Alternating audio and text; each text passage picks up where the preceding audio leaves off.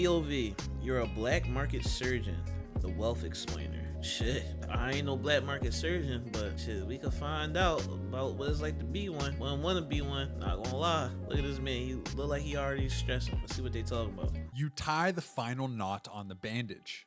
The golden retriever wags his tail and you can't help but smile. You hand Mrs. Higgins the leash.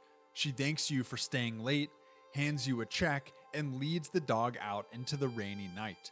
You lock the front door and you flip the sign to closed.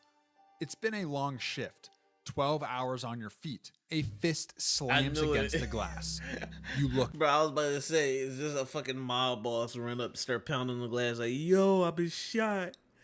I need you to work what you got over there, okay? You got losing all types of blood, help me, nigga. A man stands at your door. Damn. He's soaked, shivering, wild-eyed. He isn't holding a leash. He's holding a friend. The friend is slumped over his shoulder, Damn. one arm dangling limp, the other pressing a red towel against his stomach. The towel is soaked through. You can see it dripping onto the sidewalk, mixing with the rain. What the fuck? You wave them away, and you point to the hospital down the street. It's only 4 blocks away. They have real doctors there. You're just a veterinarian. They have real equipment and real medicine. It's crazy though, cause they always go to a vet, gang. Or like in like media, they always make it so, yo, somebody got shot, they in the mob or they did some slimy business. Straight pull up to a vet, guns out. Work on my nigga or you next, gang. I ain't gonna lie. Shit, if I was a vet, shit, if you pay me, you could do whatever the fuck. I work on whatever. The man shakes his head. He pulls a pistol from his what I jacket said. and he taps it against the glass. You unlock the door. Stick figures, they stumble inside, and suddenly your quiet clinic is in chaos. Mud on the tile, water pooling by the door, and blood. Blood on your clean floor, leaving a trail from the entrance to the exam table. The gunman kicks the door shut while you help hoist the injured man onto the table. It's a bullet wound. You tell him you fix broken paws. You give rabies shots. You remove ticks and trim tails and tell old ladies their cats need to lose weight. You don't do this. You've never done this. The gunman doesn't care. Fix him. That's all he says. But you understand everything those words mean. Fix him or join him. You look at the wound. Then you look at your cabinets. You don't have human medicine. I was about to say, yeah, why? These niggas don't usually be having the shit that humans can take. Because, like, the internal workings of animals is significantly different than humans, my guy. Like, bro, you pull up to a vet, all he got is, like, the biggest gauze he got is for a golden retriever, like my guy was working on. Like, what you gonna do, bro? Or join him. You look at the wound. I guess it's just like sew him up and send him on his way. You look at your cabinets. You don't have human medicine. You don't have the right tools. You don't have training for this, but you have to try. You grab a tranquilizer meant for horses. It's strong enough to drop a 1,000-pound animal in 30 seconds. You do the math in your head, calculating the dose for a man. You pray you don't stop his heart.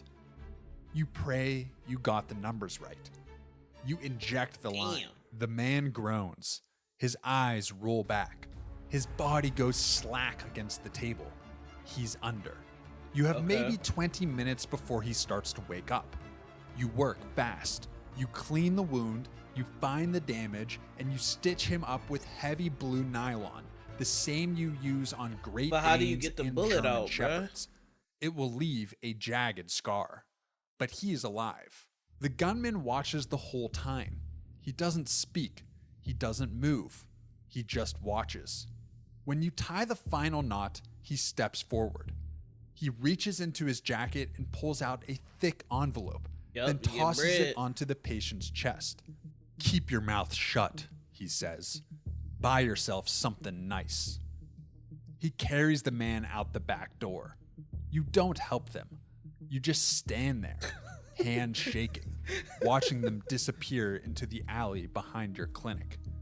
The door swings shut. Shit, how much y'all think he paid him, bruh? I ain't gonna lie. I feel like for some shit like that, you at least getting 5 bands. You at least getting 5 bands. If you walk away with anything less than like probably like, bro, you gotta get a couple bands for that shit, bruh. You're alone. You pick up the envelope. You open it. You count the bills inside. $5,000. Bro, what did I say, gang? What, bro? There's no way. Like, come on, gang. Even the way them niggas be working, gang, they think you about to do that shit for anything less.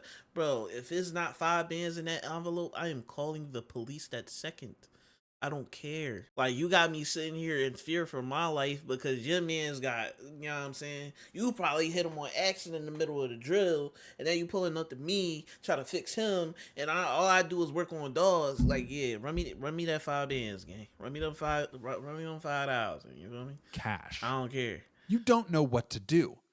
Part of you wants to call the police, tell them everything, show them the blood on your floor and the money in your hands, and let them handle it from here. But the clinic hasn't been doing well lately. The bills are piling up. The rent is late. You're trying to save for your daughter's college fund, and every month you fall a little further behind. And these guys don't look like they forget a face. You saw the gunman's eyes, cold and calculating, the kind of eyes that remember everything. Reporting them could lead to problems, the kind of problems that don't get solved by calling 911. You mop the blood off the floor. Yup. You throw away the rags. Yup. You hide the money in the back of your filing cabinet behind the tax returns nobody ever looks at. Now you tell yourself it's a one-time thing. 3 nights later, your phone rings. It's 2 a.m. You're half asleep on the couch, the TV playing some old movie you've seen 100 times. It's a number you don't recognize. You answer it. Hold on. Do vets be on call all night? Hold on. I want to look that up, actually. Hold on. All right. So, all right. Yeah, that makes sense. So, some spots that do it and some that don't. It depends on the practice. Got you. The vet who works late. I heard you do good work. You don't say anything. You barely breathe. A friend of mine needs help. Same situation as before. Double the pay. You should hang up. You should call the cops right now. Tell them about the phone call. Tell them about the money hidden in your cabinet. But Nigga, you think about your daughter again. You think about the tuition bill sitting on your kitchen counter. The one with the red past due stamp in the corner. You give them the address. The second patient is a woman. She's hurt badly. You clean the wound. Damn. You stitch her up. 47 stitches in a neat, careful line. When you're done, her partner hands you an envelope. 5 bands? You don't count it until they leave. 5 bands? $10,000. What? You start Bruh, I'm changing the sign. Fucking, what we calling it? What we calling it? The veterinary, damn. What we calling that shit? I don't know. Shit, we coming up with something, bruh. We coming up with something. Like, what? We made 15 bands in 3 days? Yeah, I don't care, bruh. And I ain't even doing nothing illegal. I'm just stitching some niggas up. Yeah, I don't care. keeping the back door unlocked on Tuesdays and Thursdays. Word spreads. You don't know how, and you don't ask. Wait, what did it say? Word can spreads. Do surgeries on humans. You don't know how, and you don't ask, but it does. I'm asleep. A man with a shattered kneecap shows up on a Tuesday. You set the bone with a splint meant for Bernese mountain dogs, wrapping it tight, telling him to stay off it. Bro, that's what I was saying, bro. Like, everything he got is for, like, pets. Like, unless he, like, now he in the business, he about to go out his way, start buying shit, you feel me? For 6 weeks. A woman with burns on her palms comes on a Thursday. She says she grabbed something hot. You don't ask what, you just wrap her hands in gauze and give her antibiotics meant for chicken. I feel like that's something you would go to the hospital for, no? They all pay cash. They all leave through the back door. They all know better than to ask your name, and you know better than to ask theirs. But here's the thing. Here's the thing that lets you sleep at night. Most of them aren't criminals. Yes, every now and then you're dealing with someone dangerous. Someone whose eyes are too cold, whose hands are too steady, whose wounds tell stories you don't want to hear. But mostly you're helping people who just can't afford a hospital. A construction worker who fell off a ladder and doesn't have insurance.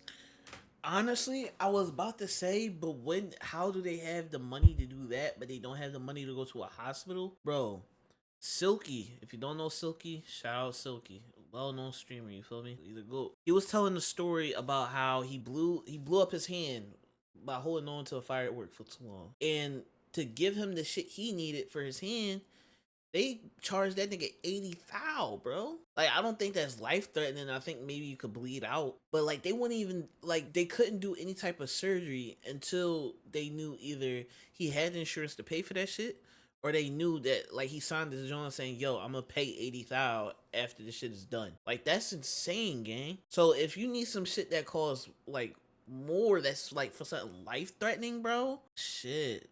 Like, that's crazy, gang. That's insane. A mother who burned herself cooking dinner and can't miss work for a doctor's visit. Regular people with regular problems and no way to pay for regular solutions. You're doing good work. Yeah. At least that's what you tell yourself. You buy new equipment for the clinic, sharper tools, stronger lights. You tell your ex-wife the clinic is finally turning a corner. She doesn't ask questions. She just nods and says she's happy for you. You put a deposit down on your daughter's first semester. 3 months pass. You've made more money than the last 2 years combined. Damn. The filing cabinet is stuffed with envelopes now. Bro, alright, that's my thing. We're not keeping that shit in the filing cabinet, gang. We're not. I'm sorry, we're just not. I would keep that shit like, oh yeah, because you do gotta launder it, technically. You do gotta launder it. I don't know, bro. I don't know, but you not keeping that shit there. Anything that doesn't need to go on any tax joints, bro, that's what you use that money for, bro. Like, but just don't keep it at the spot, bro. Because then they're going to be that one person that be like, oh, you fixed them up. They give you the bread. They don't want to pay. They break into that shit.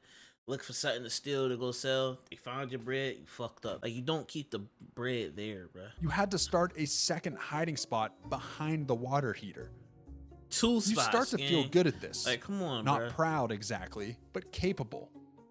Needed. Like you finally found the thing you were meant to do. That's the first mistake. Yup. It's a Thursday. You finish with a patient around 2 a.m. Dislocated shoulder. Easy job. Pop it back in, wrap it tight, hand them the painkillers, and collect the cash. You walk them to the back door. His face. You watch them disappear into the night, and you lock up behind them. You grab your keys. You head out to the back lot where your car is parked. Somebody waiting for you. You notice the black van too late. Bro, I'm not that good, gang. I know for a fact I'm not that good, gang. Bro, are they dead about to rob this nigga, gang? It's parked in the corner of the lot. The side doors slide open. 2 men step out. Big, silent, moving with the kind of purpose that tells you they've done this before. One of them puts a bag over your head. Everything goes dark. They shove you into the van. After a short drive, they pull you out. You hear a door open. It smells like a real hospital. Oh yeah, they walk you down a hallway. They push you forward and you stumble into a chair. Someone cuts the zip ties. Your hands are free, but you don't move. The bag comes off. You're in a room with glass walls. Beyond the glass, you see medical equipment that looks more expensive than Nigga talk about some mega meat. Bro, you might get timed out, king. I'm not even gonna lie. your entire clinic. An operating table in the center with a body on it. A man in a suit stands in front of you. You're the vet, he says. He turns and points. That man needs help. You look at the person on the table. You recognize him. Everyone in this city would. He's the man who owns the ports. He's the man who owns the police. The man who owns everything that moves through this city after dark. The crime lord. He seems very sick. You shake your head. You tell them, Nigga, you wasn't even following. Yo, oh my god, bro. Yo, yo, the next time I see you, I'm slapping you, gang. The next time I see you, I'm slapping you, gang. On everything. you On can't everything, do bro. this. You explain that you fix dogs, Bro, this is not even the first time you've been in my chat either. You nut. cats, the occasional wound from someone who can't go to a hospital. But this is different. This is beyond you. The man in the suit doesn't blink. You've kept people alive in the last 3 months, he says. You did that with horse pills and fishing wire in a clinic meant for poodles. Damn. He steps closer. This is just one more mammal. You tell him it's different. You tell him this man needs a real hospital, a real surgeon, someone who went to medical school and did a residency and knows what they're doing. Hospitals ask, Oh shit. Wait, so do vets not go to actual hospitals? I mean, they don't go to the same schools that doctors go to? questions, he says. They file reports, they call authorities. We don't like questions. A guard steps forward. But if You he's didn't even notice him before. He was just a part of the background. But now he's front and center, and Pistol his whip. hand rests on the gun at his hip. Mammals are mammals. Now begin. You scrub your hands. A woman in scrubs appears beside you. You This step is into the enough. glass room. The crime lord lies on the table. You check his vitals on the monitor. You've seen this before. So he just has to in figure out what's dogs who wrong got with hit him? by cars. Oh, damn. In cats who fell from windows. Damn. Internal bleeding. You look through the glass at the suit. You tell him you need to operate now. No more waiting. He nods. The woman hands you the tools. Your hand hovers over the crime lord's stomach, and you Bruh. hesitate. This man has ruined lives. You've heard the stories. Everyone has. The businesses he's Bro, it's crazy because he got the chance to do the funniest shit ever. Vet school, they be on farms and shit. Really? That's crazy. So the vet school is different from the shit doctors go to, because I always thought like they learn the same shit. It just applies to different, like, because you have to get your doctorates, right? Oh well, you can get your doctorate in different shit, so it don't necessarily mean you gotta go. You right. Type shit. burned, the families he's destroyed, the people who crossed him and simply Oh, I was about to say, bro, what if they pulled the Asian boy from The Office? It was a surgeon. Number one, make no mistake. Accidentally killed a crime lord or whatever. vanished like they never That's probably what existed he's gonna at end up all. doing. You could let him die right here. Just hesitate a little too long. Call it a complication. Nobody could prove otherwise. But then you think about your daughter.